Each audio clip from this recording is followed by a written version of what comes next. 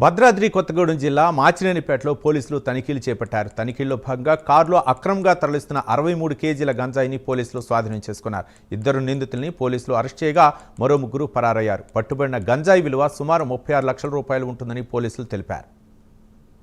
కుమార్ యార్ల భాస్కర్ రావు మరియు ఇంకా ముగ్గురు వ్యక్తులు కలిసి ఒరిస్సా పరంపరం నుంచి ఈ గాంజా ప్యాకెట్లు తీసుకొని వచ్చి భద్రాచలం, కొత్తగూడెం, జూరుపాడు, హైదరాబాద్, పూణేకి రవాణా చేస్తున్నారని మనకు పోలీసు వారికి వచ్చిన ఇన్ఫర్మేషన్ ఆధారంగా ఎస్ఐ గారు నిన్న మాచినేనిపేట గ్రామ పంచాయతీ దగ్గర బొలెరో వెహికల్లో ట్రాన్స్పోర్ట్ అవుతున్న గంజాయిని పట్టుకోవడం జరిగింది.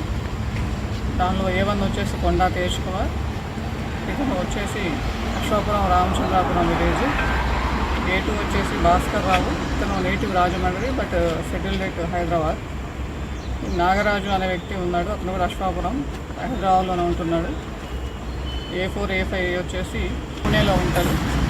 A5 బజాజ్, బరంపురం అతను. వీళ్ళు ముగ్గురు అబ్స్కాండింగ్లో ఉన్నారు. A3 to A5 అబ్స్కాండింగ్లో ఉన్నారు. ఇద్దరు అక్యూజ్ని పట్టుకోవడం